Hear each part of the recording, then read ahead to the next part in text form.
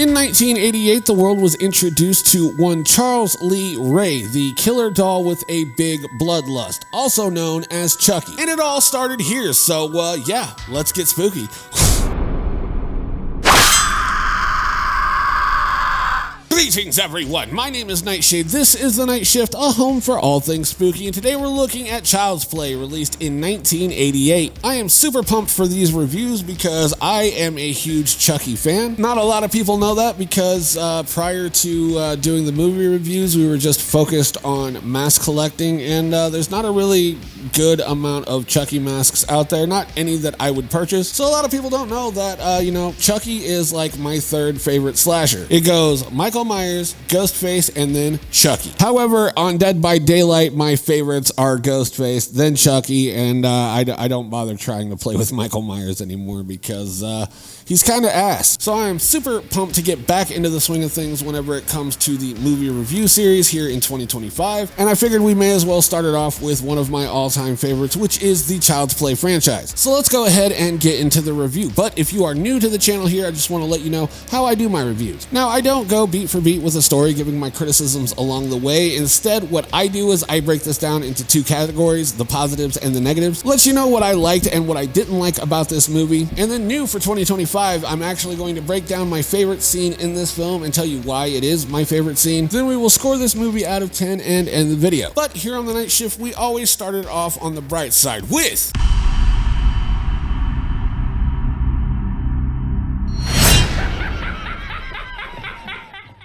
Now, the story in and of itself just shouldn't work, but for whatever reason, it does. A serial killer gets gunned down by police and transfers his soul into a doll through the power of voodoo. A homeless man then steals said doll and then sells it to a mother who gives it to her child. The doll, Chucky, then reveals himself to the child and by the rules of voodoo needs to transfer his soul into the body of that child. On paper, it shouldn't work. It sounds ridiculous, but it is the type of ridiculous that just absolutely works so well. And the thing that I love about this story is that, it's still continuing today. Like, the same storyline is still going on and it's still being expounded upon, or at least it was until the Chucky show got canceled, but I'm sure they're gonna find a way to continue telling this story. But yeah, the story is still ongoing. There's a lot of loose ends still open to be answered, and yeah, I love this story and I love the story going forward. Moving on to our next positive, we have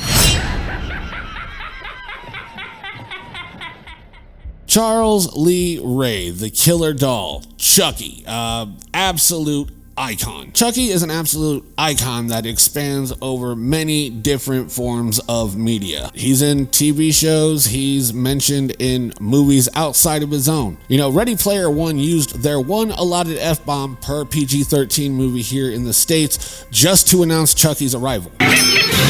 Fucking Chucky!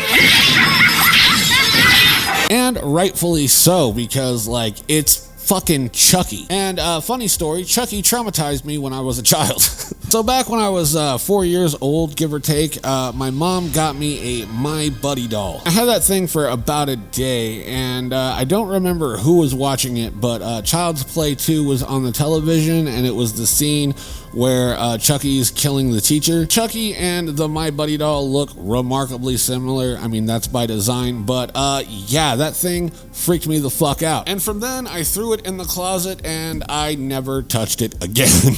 I love Chucky, just the design of the character looks really cool. And certain facial expressions that the Puppeteers make him do makes him look completely evil, and I fucking love that. And it's all married together with Brad Dourif's absolute immaculate voice acting for the character. That is 90% of what sells Chucky. Sure, the puppeteering is good, and we'll get to that on our next positive, but the puppeteering is good, but if you didn't have the right voice, I don't think it would work nearly as well. And having watched a few other killer doll movies that talk, I would say Chucky is definitely the best one because of Brad Dourif's voice and voice acting and his dedication to the character, and all of the things pair together to make an excellent slasher icon. So yeah, Chucky definitely had to go on the positives. So moving right along down the line of our positives list, we have...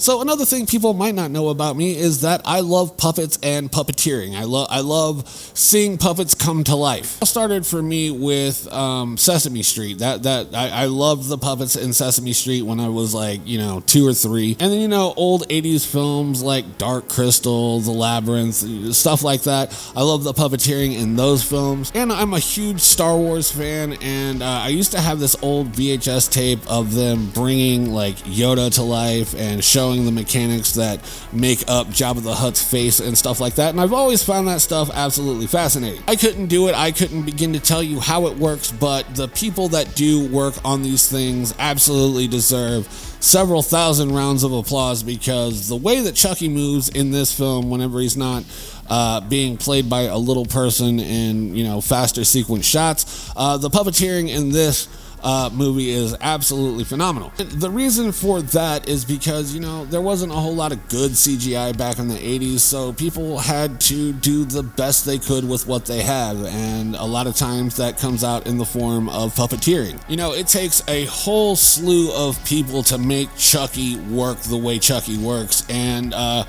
shouts out to the team that worked on this film, because, Chucky it wouldn't be the same without the puppeteers that created Chucky and make Chucky move and, match their mouth movements to his mouth movements to make him talk and bring this puppet to life. So yeah, the puppeteering is second to none in my opinion, so that definitely had to go on the positives list for me. Moving right along to our next positive, we have... Alex Vincent as Andy is the perfect juxtaposition to who Chucky is. Andy represents everything that is pure in this world, and, he's just a sweet, innocent little kid, and Alex Vincent nailed that performance by a landslide. And I'm not the biggest fan of child actors, simply because, they lack experience, so, their line deliveries are usually not the best. But whenever we do get a good child actor, I give credit where credit is due, and Alex Vincent absolutely crushed the role. He is among a handful of very talented child actors with, Danielle Harris and probably Macaulay Culkin, because he was a really good child actor. But, it's hard to find good child actors, and they absolutely nailed it by casting Alex Vincent in the role of Andy, because, he is the other best thing about this movie. Like, you got Chucky, and then you've got Andy. And honestly, I couldn't see this film really working out with a lesser actor. Like, I think Andy was perfectly cast because, Alex Vincent had the right amount of skill to pull it off. And I think without that, this movie wouldn't have been nearly as good. I could not see this movie being good if there was an actor that was any less good than Alex Vincent was as Andy. So Andy was perfectly cast, and yeah, definitely had to go on my positives list. Now, moving right along to my final positive, we have... I fucking love the entire third act of this film, but more importantly, the ending of this film, because it is absolutely relentless. Now that Chucky is out in the open and people know that he really is a killer doll, and Andy was not telling tall tales, there weren't really tall tales because Chucky is very short. Yeah, but the people that know that Chucky is an actual killer doll have a hell of a time killing him, because he's relentless, and it feels like like the tension is ramped up, and it does not give you a break until after Chucky has been killed.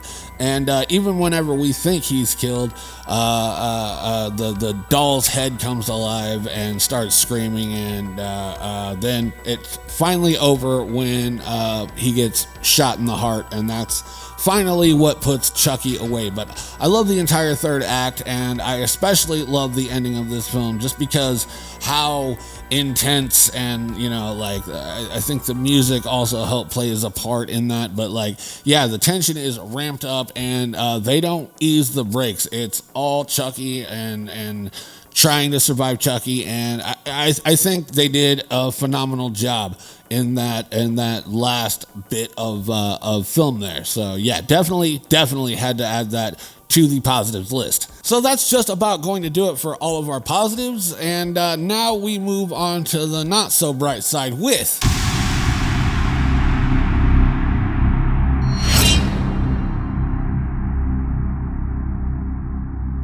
Alright, so I will fully admit that this negative isn't really a negative at all, and I'm just being cheeky and greedy.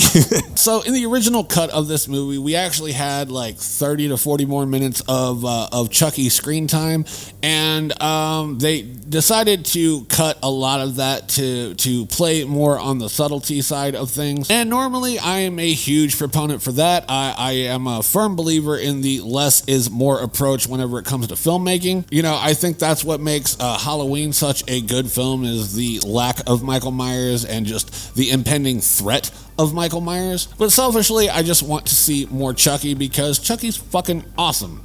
So yeah. I wish there was more Chucky in this film. Alright, so that's about going to do it for the review, but before we score this and end the video, let's go ahead and talk about my all-time favorite scene in this movie. My all-time favorite scene in this movie, and probably the entire franchise, is definitely the scene where Karen finds out that Chucky is alive. Now, the reason that I love this scene so much is because it is a masterclass in the art of suspense. We've got Karen Barkley, who, for all intents and purposes, just lost her child to the state because the state thinks that he is a homicidal maniac because his doll is killing people. Now, I'm sure that most parents want to believe their children, but, you know, the claim that your doll is alive and killing people is a little bit far-fetched, and even for a parent, probably not one that they it's going to be a hard sell, is basically what I'm saying here. But you can see that there's a moment where she's like, well, maybe. All right, like maybe. She pokes and prods at Chucky. We'll say something, you little bastard. Say something, damn it! And then she goes to move the box. And whenever she does move the box, the batteries fall out, and Chucky's been talking without batteries this whole time. Yeah, sure.